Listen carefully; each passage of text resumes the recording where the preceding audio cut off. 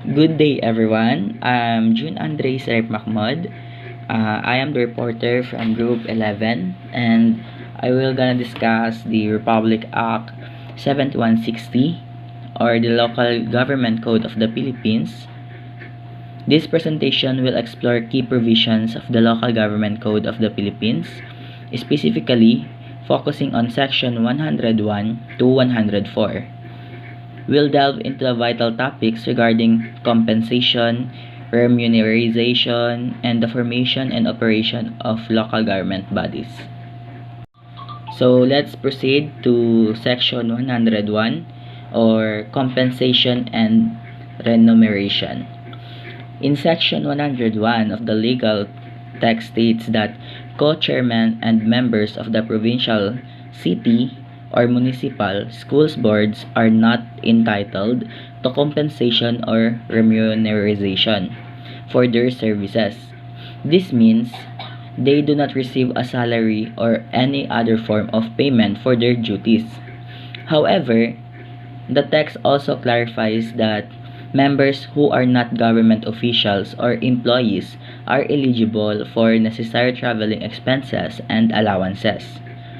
These expenses are chargeable against the funds of the local school board and are the subject to existing accounting and auditing rules and regulations.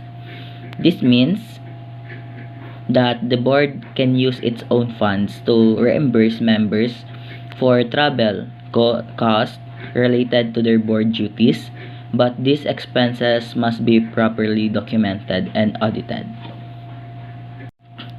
So let's proceed to the Title 5, or the Local Health Boards. Section 102, Creation and Composition. So in Section 102, letter A, mandates the establishments of the local health board in every provinces, city, or municipality. The composition of these boards is as follows. So here in our provincial health board, the governor must be the chairman. The provincial health officer will be the vice chairman, and the members of this board will be the chairman of the Committee on Health of the Sangguniang Panlalawigan, representative from the private sector or non-governmental organizations involved in health services, and representative of the Department of Health in the provinces. So next, we have the City Health Board. So the city mayor will be the chairman, the city health officer will be the vice chairman, and the members will be chairman of the Committee on Health of the Sangguniang Panlunsod, representative from the private sector or non-governmental organizations involved in the health services, the representative of the Department of Health in the city. So here in our municipal health board is the municipal mayor will be the chairman, the municipal health officer will be the vice chairman, and the members of the board will be the chairman of the Committee on Health of the Sangguniang Bayan, representative from the private sector or non-governmental organizations involved in the health services in municipal, and also the representative of the Department of Health in the municipality. So in Section 102, letter B, the outlines and the key functions of local health boards.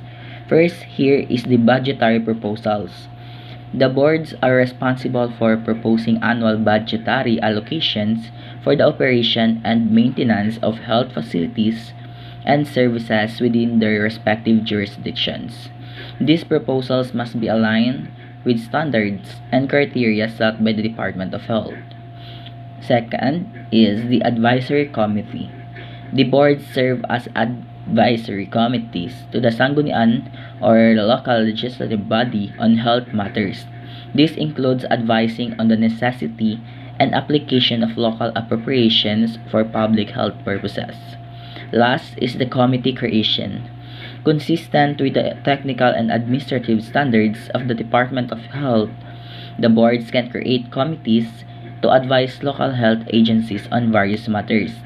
These committees can address issues such as personnel selection and promotion, bids and awards, grievance and the complaints, personal discipline, budget review, operations review, and similar functions. Next is Section 103, the meetings and quorum. So in Section 103, in letter A states that the board shall meet at least once a month or as may be necessary. This means that the board must hold regular meetings at least monthly, but they can also hold additional meetings if needed to address urgent matters or specific issues. In Section 103 also, in letter B, outlines the quorum requirements for board meetings. A quorum is the minimum number of the members who must be present for a meeting to be considered valid and for its decisions to be binding. The text states that a majority of members of the board shall constitute a quorum. However, there is a specific requirement for meeting where budgetary proposals are being prepared or considered. In these meetings, the chairman or the vice chairman must be present. So here in this meeting, the chairman or the vice chairman must be present in addition to the majority of members. Furthermore, the text clarifies that the affirmative vote of all the majority of the members is necessary to approve budget proposals. This means that a simple majority of the members present at the meeting must vote in favor of the proposal for it to be approved. So last is the Section 104, the compensation and remuneration. So here in Section 104 states that the chairman, vice chairman, and members of provincial, city, or municipal health boards are not entitled to compensation or remuneration for their service. This means they do not receive a salary or any other form of payment for their duties. However, the text also clarifies that members who are not government officials or employees are eligible for necessary traveling expenses and allowances. These expenses are chargeable against the funds of the local health board and are subject to existing accounting and auditing rules and regulations.